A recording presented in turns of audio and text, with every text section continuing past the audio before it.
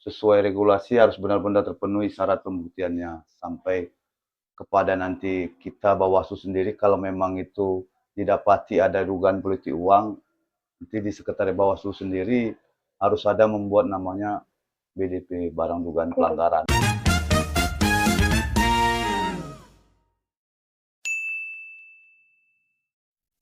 Ano ini Ita, sahabat Bawaslu, berjumpa lagi di podcast Bawaslu Mentawai bersama dengan saya Tiara Nabila di episode kelima ini. Sahabat Bawaslu, podcast Bawaslu Mentawai ini merupakan podcast resmi milik Bawaslu Kabupaten Kepulauan Mentawai yang berisikan obrolan-obrolan seru terkait dengan tahapan pemilu, kebijakan-kebijakan Bawaslu, pengawas partisipatif, dan juga hot isu yang sedang beredar di masyarakat. Tentunya, kita akan ngobrol seru dan santai bersama narasumber-narasumber keren yang akan berbagi wawasan dan cerita-cerita menarik tentang kepemiluan. Yang tentunya informasi yang akan kita bagikan merupakan informasi yang bermanfaat untuk sahabat Bawaslu di rumah. Sahabat Bawaslu, di episode kali ini kita akan membahas tentang penanganan pelanggaran pemilu serentak di Pilkada 2024. Dan kali ini di podcast Bawaslu Mentawai telah hadir bersama dengan saya, Bapak Tulus Chandra Simanungkalit. Beliau merupakan koordinator Divisi Penanganan Pelanggaran dan Penyelesaian Sengketa Bawaslu Kabupaten Kepulauan Mentawai. Selamat pagi Pak, gimana kabarnya? Bu. Alhamdulillah, api-api wae. Untuk beberapa podcast awal-awal ini kan kita udah masuk episode ke-5 nih Pak. Kita akan bahas tentang penanganan pelanggaran di pemilihan serentak Pilkada 2024 kemarin. Siap. Pemilu sama Pilkada kemarin kan dilaksanakan di tahun yang sama kan Pak, di 2024. Membandingkan dengan pemilu 2024 yang di tahun yang sama gitu Pak, pola pelanggaran yang paling diantisipasi muncul kembali di 2024 di Pilkada itu apa aja Pak?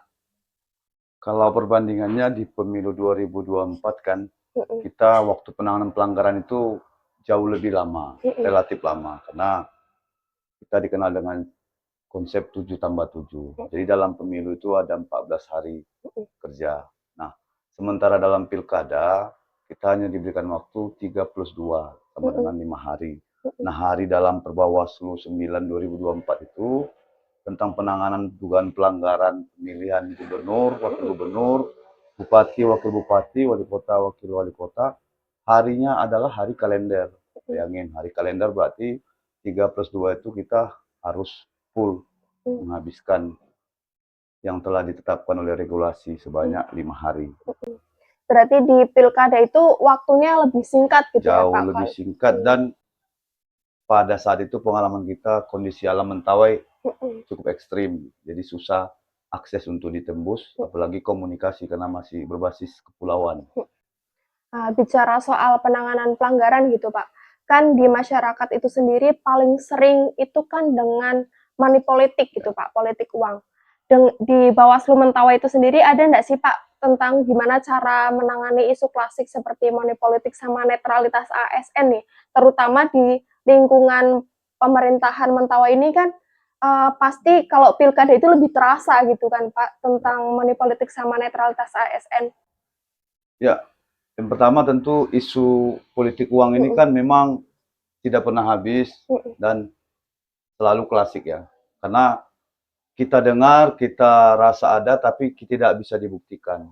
Nah, pembuktiannya tentu sesuai regulasi harus benar-benar terpenuhi syarat pembuktiannya sampai kepada nanti kita Bawaslu sendiri kalau memang itu didapati ada dugaan politik uang, nanti di sekretariat Bawaslu sendiri harus ada membuat namanya BDP, barang dugaan pelanggaran seperti itu. Nah, nanti dikoordinir oleh sekretariat Bawaslu. Namun sejauh ini pengalaman kita Bawaslu Kabupaten Kepulauan Mentawai tidak ada melakukan penanganan politik uang. Nah, apa yang telah kita lakukan? Yang pertama, kita melakukan edukasi ke jajaran kita, ke masyarakat. Kita melakukan sosialisasi bahwasannya bahaya politik uang. Dalam pilkada kita sampaikan bahwasannya bila ada penanganan pelanggaran politik uang, pemberi dan penerima dikenakan sanksi. Nah, jadi ini cukup memberatkan bagi masyarakat apabila diduga terlibat dalam praktek politik uang. Namun sejauh ini memang untuk Mentawai tidak ada. Nah, yang kedua soal netralitas ASN ya. Iya. Nah, masuk di sini, ya Bawaslu juga melakukan hal yang sama kepada jajaran birokrasi atau pegawai di pemerintah daerah Kabupaten Kepulauan Mentawai. Nah, ada satu kasus yang ditangani oleh Bawaslu Mentawai, namun sesuai kewenangan kita, kita hanya bisa merekomendasikan kepada pimpinan instansinya. Kita memang mendapati laporan dan kita tangani adanya dugaan netralitas ASN dalam Pilkada 2024. Berarti kan untuk money politik itu sendiri, Bawaslu Kabupaten Mentawai itu dengan melakukan edukasi-edukasi untuk melakukan pencegahan, ya. dan untuk netralitas ASN itu sendiri pernah terjadi gitu ya Pak. Cuma Pernah terjadi, sebagai Bawaslu kita cuma nggak cuma sih bisa merekomendasikan kepada untuk pimpinan pimpinan instansinya. Nah, kan di penanganan pelanggaran itu kan ada beberapa edukasi tentunya sebelum terjadi pencegahan, upaya pencegahan seperti itu ya Pak. Namun kan di era digital ini kan selalu banyak yang seliweran gitu Pak di sosial media, di media-media sekarang Facebook, Instagram, mungkin WhatsApp pribadi atau WhatsApp grup seperti itu. Nah, gimana sih Pak Bawaslu itu dalam memantau kampanye hitam atau penyebaran hoax di media sosial terutama di wilayah Mentawai? Yang pasti kalau secara resmi kan dalam pilkada atau kontestasi lainnya kan akun-akun ini harus didaftarkan di KPU.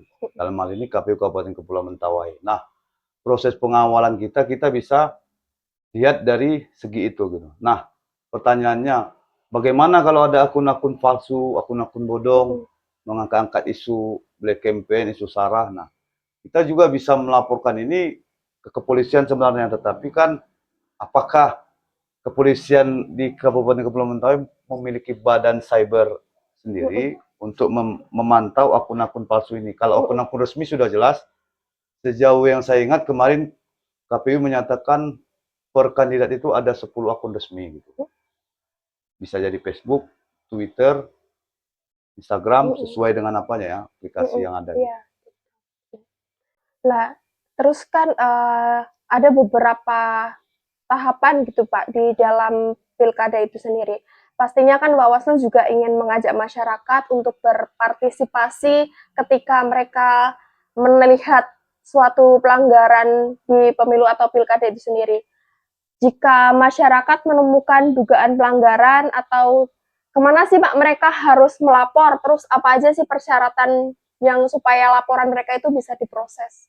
Tentunya penyampaian laporan bisa dilakukan secara langsung atau tidak langsung.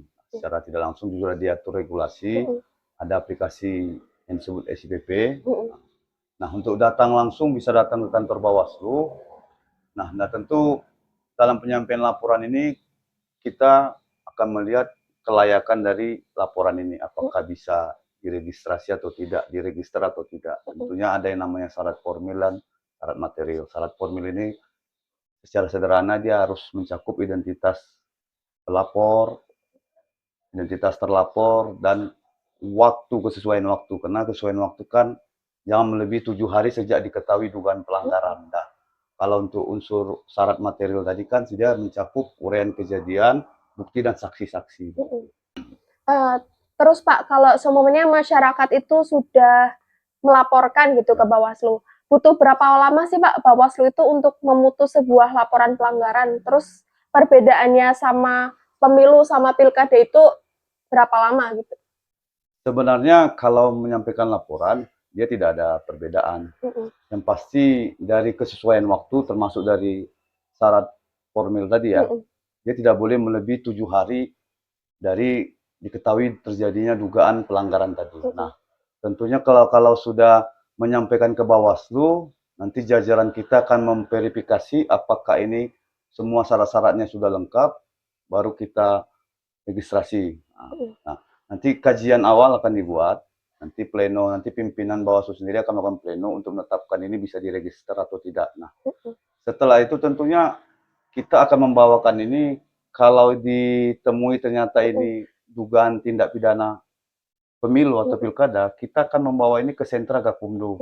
Sentra Gakumdu ini adalah sentra penegakan hukum terpadu, yang mana terdiri dari Bawaslu sendiri, kepolisian, dan kejaksaan.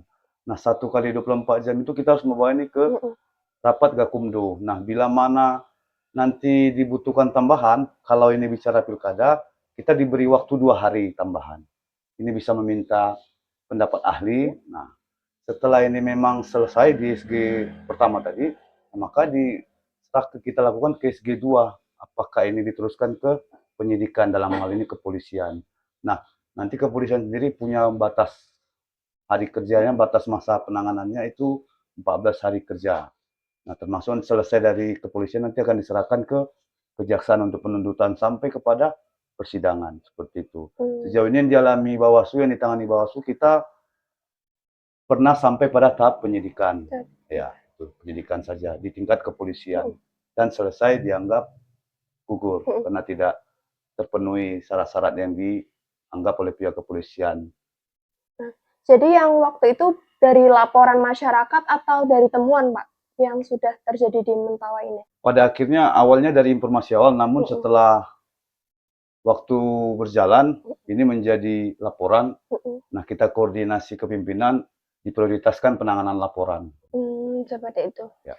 Kan sering terjadi yang di masyarakat itu mereka takut gitu, Pak, untuk melapor karena ada alasan mungkin keamanan, yang kedua mungkin masih kerabat gitu kan, Pak. Terus gimana sih, Pak, Bawaslu itu menjamin kerahasiaan dan keamanan dari pelapor itu sendiri?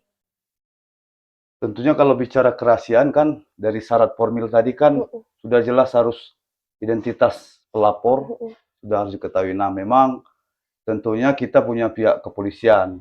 Sejauh ini bisa atau tidak pihak kepolisian memberikan keamanan, perlindungan, ini kan kembali koordinasi ketiga pihak ini. Bagaimana misalnya bila mana nanti ini berujung pada proses penyidikan dan pada proses penuntutan kan pelapor ini bisa menjadi saksi. Bagaimana perlindungan saksi.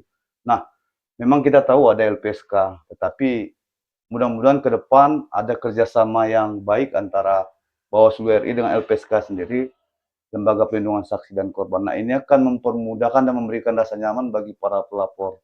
Nah, persoalan memang Mentawai ini masih menjunjung tinggi kekerabatan, ini memang menjadi hambatan kita, budaya-budaya masyarakat seperti ini. Tetapi saya yakin seandainya lembaga-lembaga lain seperti Bawaslu juga memberikan edukasi hukum, masyarakat jadi melek, bahwasanya siapapun dia kalau melakukan dugaan pelanggaran perlu kita laporkan.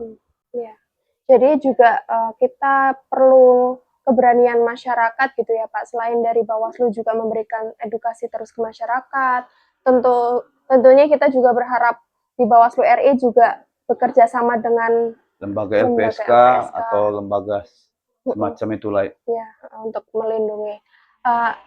Mungkin kalau mengenai penanganan pelanggaran itu kan tidak jauh dari pasangan calon, tim sukses, terus juga masyarakat di Bumi Sikere ini kan, Pak. Nah, ada enggak agar pemilihan ke depan itu berjalan dengan damai dan jujur, pesan dari Pak Kordif untuk pasangan calon atau tim sukses serta masyarakat Bumi Sikere?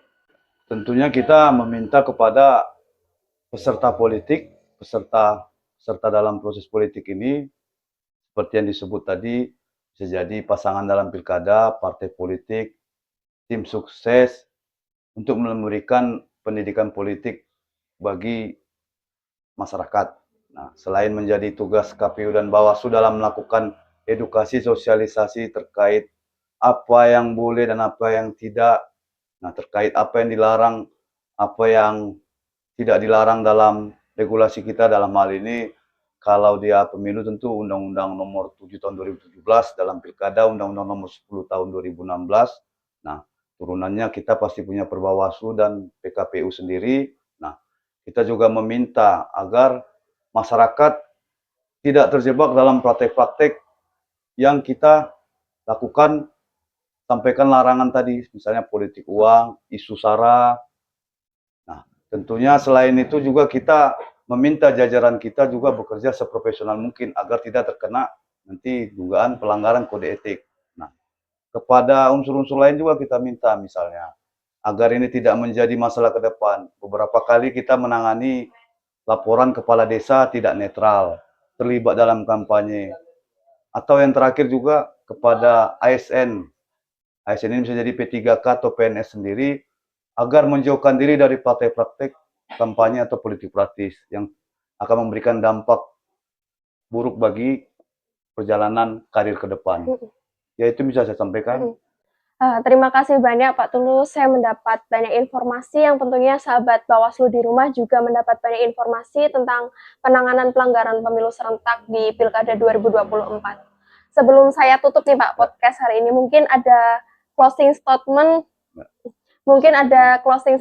atau apapun untuk sahabat Bawaslu di rumah. Ya, saya hanya bisa mengimbau kalau belajar dari pemilu ya, 2024, kita terkesan memang relatif aman dan jauh dari penanganan pelanggaran. Belajar dari pilkada kemarin, ini perlu menjadi bahan pertimbangan bagi kita mentawai penanganannya sampai ke tingkat Mahkamah Konstitusi.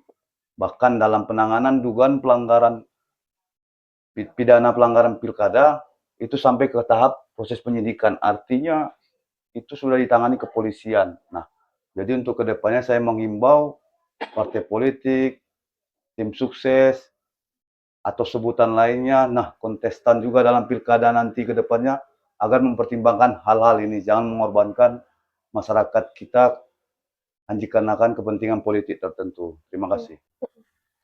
Sahabat Bawaslu, demikian podcast Bawaslu Mentawai yang luar biasa seru bersama Pak Tulus Chandra Simanungkalit, Koordinator Divisi Penanganan Pelanggaran dan Penyelesaian Sengketa.